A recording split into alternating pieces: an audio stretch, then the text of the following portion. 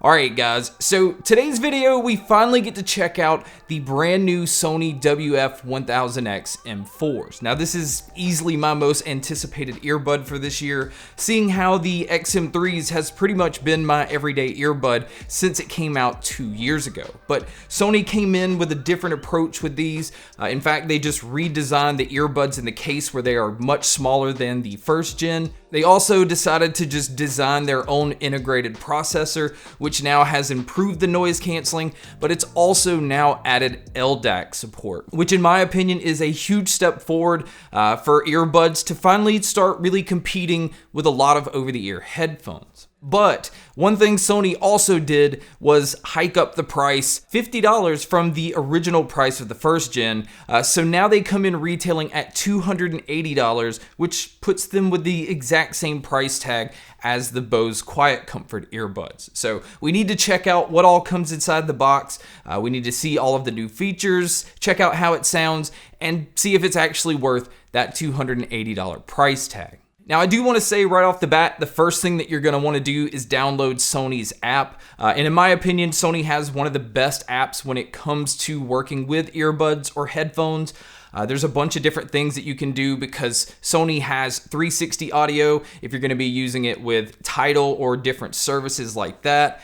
They also have an air tightness test where it basically will send some signals to your ears to make sure that your earbuds have the right seal. And that's important because you want to make sure that the active noise canceling is working the best that it can. Now, some other things that the app does is it does have some pre-built EQ options in there.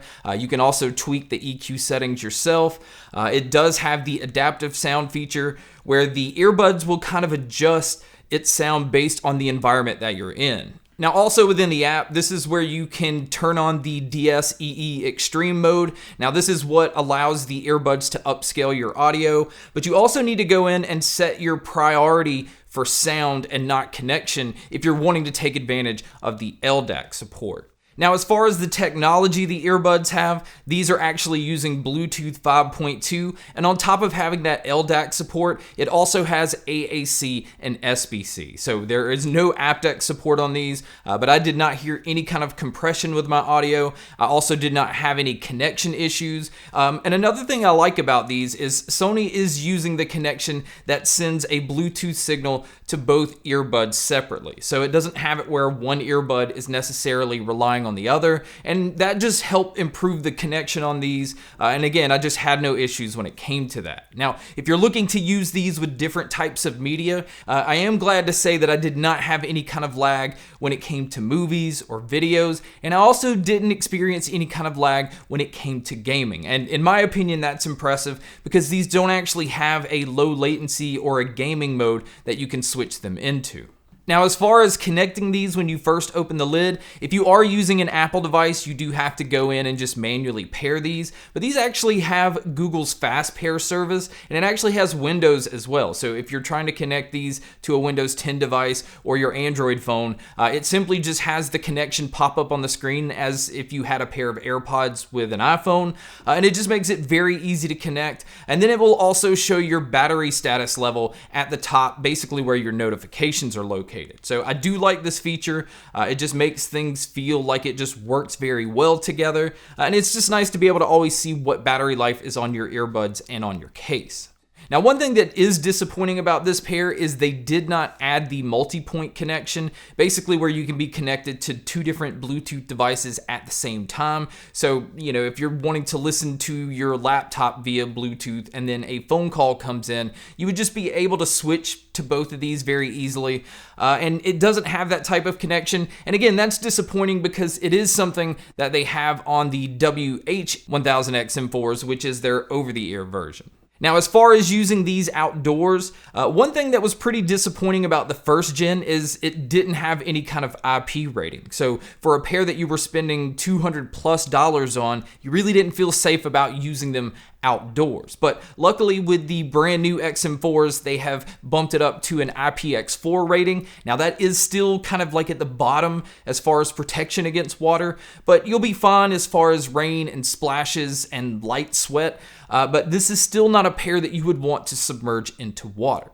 Now, another new feature that they added to these, which they actually do have on their headphones, is the new speak to chat feature. So if you start talking to somebody, the earbuds will actually recognize that you're talking, and it will turn your music down so that you're able to hear who you're talking to and also be able to hear yourself. So it kind of switches over into an ambient mode. And I like this because I also liked it when I tested it in the Galaxy Buds Pro. And again, I also like this feature in the headphone version of the XM4s.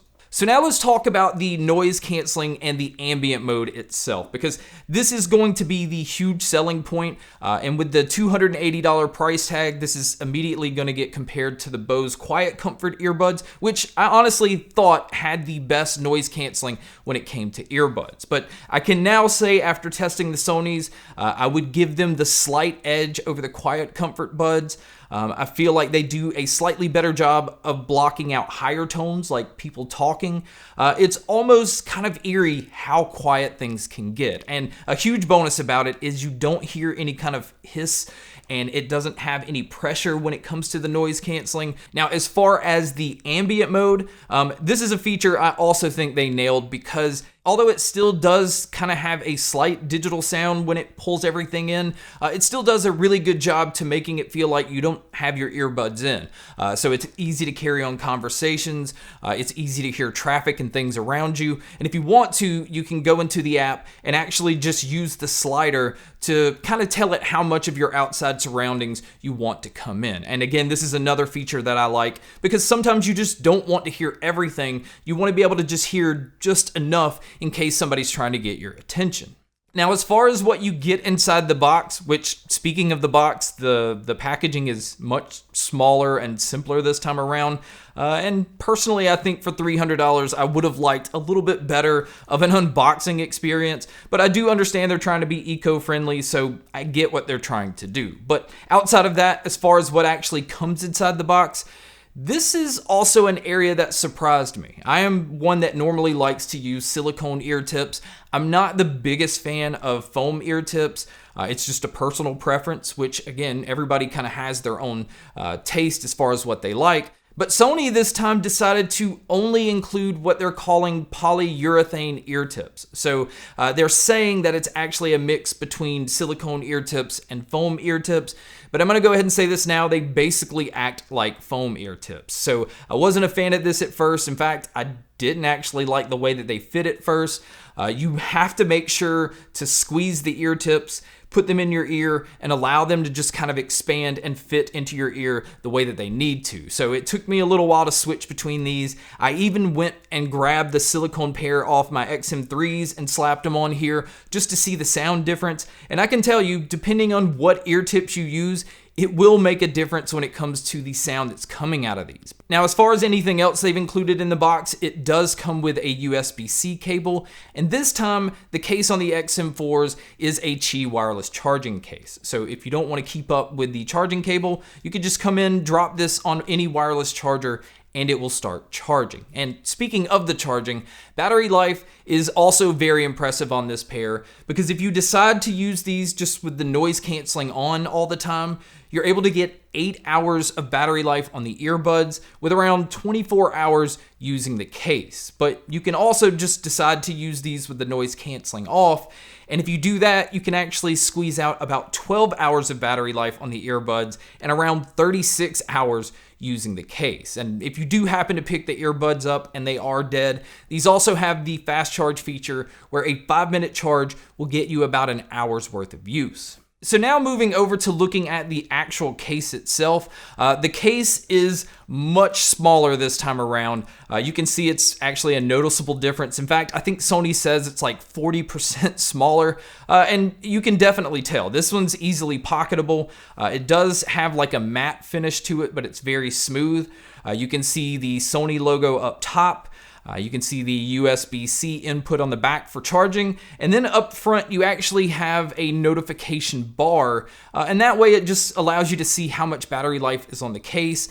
It will also turn on whenever your earbuds are in pairing mode, and I do like the overall design. Now, when it comes to checking out the earbuds, this in my opinion is the biggest design difference between the first gen. I mean, obviously the case is much smaller, But the earbuds from the first gen did not stay in a lot of people's ears very well because it had a lot of the weight of it on the outside, which was where the body was and the controls and all of that stuff. So a lot of the weight of them, especially if you were doing anything active, made it very easy for them to just pop out. And I can definitely say with the new pair, they fit in my ears much better. I didn't have any kind of issues with them moving. I'd never felt like they were going to fall out. Now, as far as the controls on this pair, I am glad that you're able to go into the app and switch to different control options, because when the XM3s came out, they didn't have volume control, and that's always disappointing.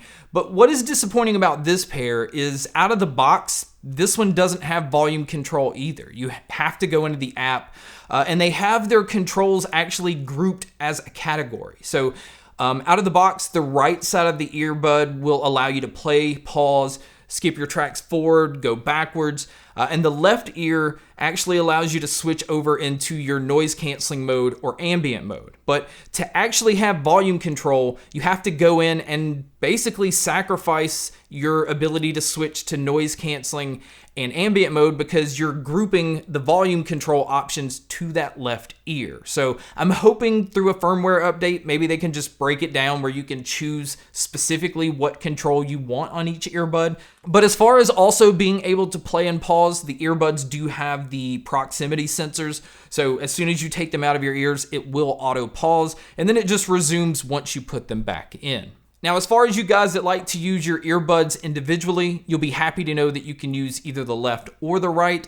And then as far as the microphone on the XM4s, this is another area they definitely improved. It seems like everything is much clearer. They also added bone conducting sensors so that on top of the microphones, these sensors also know that it's actually you talking, so it knows that any other type of noise, it's trying to block those out. And so I just feel like it did a really good job of focusing in on my voice and blocking out anything else that was around me. But you guys can be a judge by listening to a test here. Alright guys, so here is a mic test using the XM4s. I feel like these are much improved over the XM3s. They're still not as good as the mics on the pair of the AirPods Pros, but it is still much improved, and I think for phone calls it's going to be fun. But this is what it would sound like if you were to take a call. And so now here is the mic test with the crowd noise being played, which you can hear here. And so this is what it would sound like if you were to take a call in public. So now let's talk about the sound, because with Sony's new integrated processor and their new drivers and diaphragms, I can easily say these have a different sound signature than the XM3s, and you're either going to love or hate that, but the huge plus is you can always go in Sony's app and play around with the EQ options and really get these to sound how you want to. And I had to do this because out of the box, I didn't like the sound that they had. I felt like it was pretty warm and actually kind of dull because they had the treble pulled back quite a bit, and they didn't even have the bass pumped up to where it just had that really impactful feel. It just didn't really wow me out of the box. But once I went into the app and played around with the custom EQ settings, I got it to sound the way that I wanted, which I will show you right here, the settings that I changed them into, just in case you're curious about which sound signature that I like.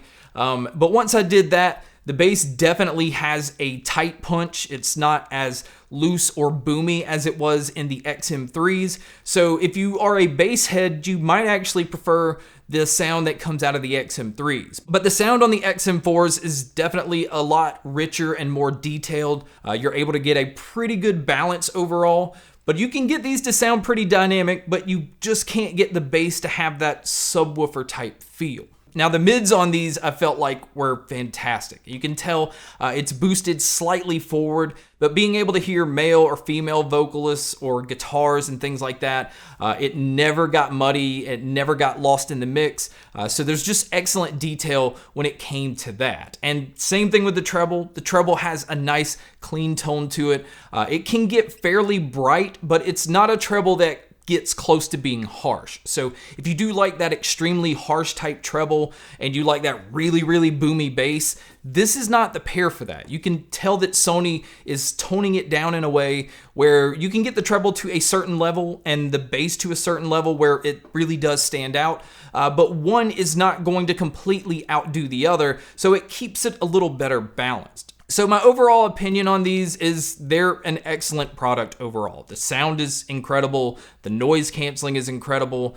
I do wish that they gave me different ear tip options out of the box. I also feel like the controls are just still not right. I feel like you should be able to tell each earbud what you want it to do and not just have things grouped in. But outside of that, they tune these in a much better way than the XM3s. It is comparable to a lot of over-the-ear headphones, which is impressive on a pair of earbuds. Noise canceling, I don't see anything that can compete with them. The quiet comfort buds are very close, but these don't cause that vacuum feel and you don't hear any kind of hiss or any kind of noise around you, which again is very impressive. But guys, that's my video on the brand new Sony WF-1000XM4s. Thank you so much for checking out this video. Thank you so much for checking out all the other videos. And as always, make sure to stay tuned for more.